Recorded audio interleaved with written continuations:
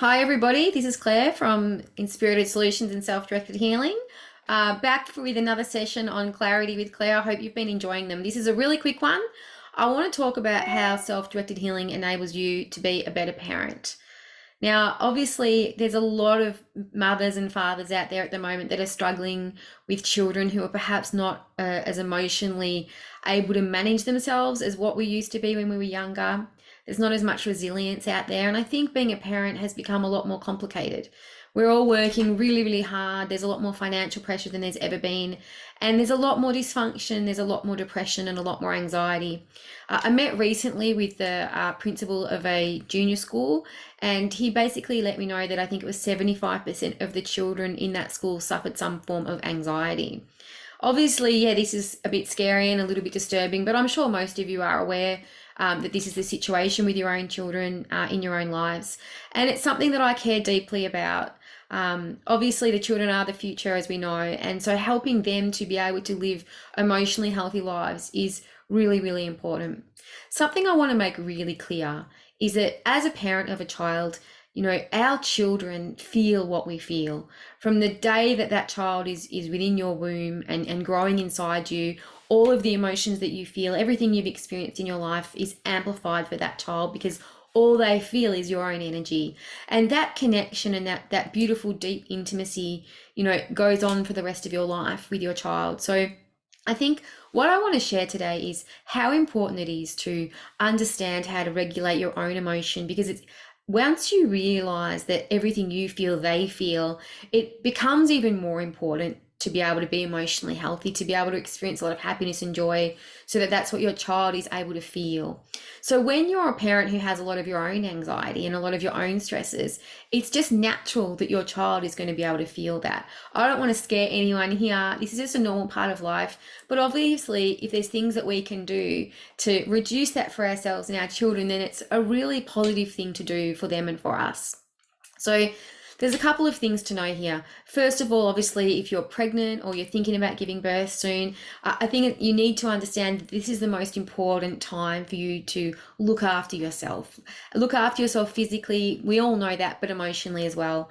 I remember having a client recently who I've been working with and doing some healing work with, and she'd done really well. She'd attracted everything that she'd wanted in life. And she came and let me know that she was pregnant. She said, "Oh, I guess I don't need to work with you anymore now. I've got what I wanted," and off I go. And I said, "Oh, no, no, no. This is where the work begins. This is where it's even more important for you to be able to maintain that level of happiness and being able to move through things with as much peace as possible, because that's the experience your child is going to have before it comes into the world. And the more positive energy that you manage throughout your pregnancy, the better equipped your child's going to be through that process, through the birthing process, and as they come out and experience life. So one thing, is to think about, how do you process your own emotion? Are you someone that has a lot of anxiety?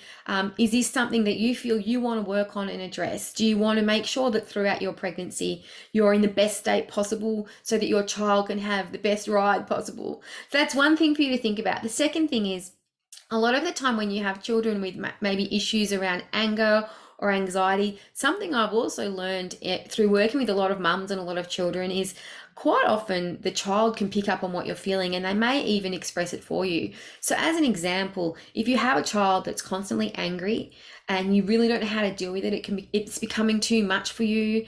Maybe that child is extremely challenged at school as well, and the emotions are really quite up and down. Something that I really recommend that you think about is, are you angry? Because I've worked with mothers where the child has a lot of anger issues, but the parent's never ever angry. And what I learned is that often the child is expressing the repressed emotion that the parent won't allow themselves to feel. So processing your own emotions in motherhood is critical to enable your child to feel, firstly, comfortable expressing theirs, and secondly, for them to not, I suppose, be so cognizant of how you're feeling all the time. In a lot of the healing work that we do, we take people back to when troubles in their life first started. And one of the most common things that people go back to is an experience of when they were young, probably too young to really know what was going on, and they witnessed or saw their mother in pain, or they felt their mother in deep sadness. Maybe the mother was going through something a little bit traumatic at the time, and every single child had the same feeling of helplessness, of loving their mother so much and just not being able to do anything about it. And this has often created a belief in them of I am helpless, which has actually sort of continued on through life.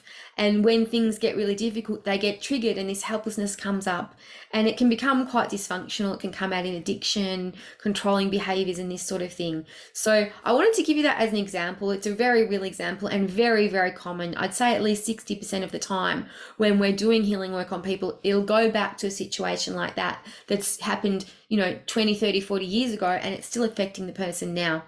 So learning as a mum to regulate your own emotion, love yourself enough to let yourself feel the feelings and move them through is so important, so that you're not carrying heavy repressed emotion, and your child is also seeing you do it and learning how to do that themselves. This is so important. The next thing I'll just briefly talk about is we do work with children, but unlike probably anywhere else that you would go if you wanted to take your child to get some help or some therapy, we have a really strict rule.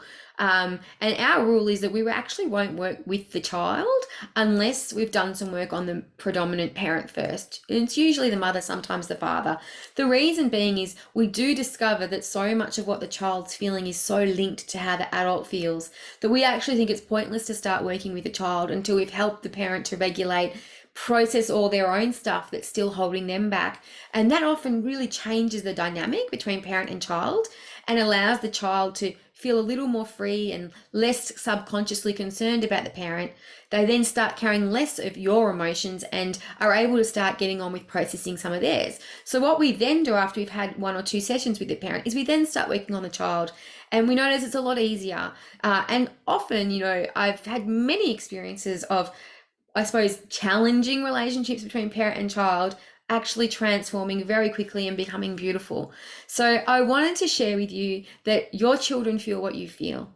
And, we're already all burdened enough as it is. Life's hard enough as it is. So maybe it is time, and maybe you're watching this video and it's a little sign, maybe it's come along at the right time for you to really start thinking, maybe you do need to take better care of yourself instead of always putting the people you love first, because actually they're a representation of you. And if they're struggling, maybe that's telling you that there's some part of you that you're struggling with that you're not even aware of. So it's true. We always have to fill ourselves up, help ourselves heal, and everyone around us heals. So many people think it's the other way around. Let's help everybody and leave yourselves last.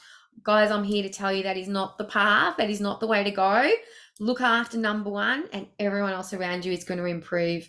So self-directed healing can help you with your parenting and help your children so significantly. So if this resonates with you, feel free to watch more of our videos and learn how to do some of the processes yourself.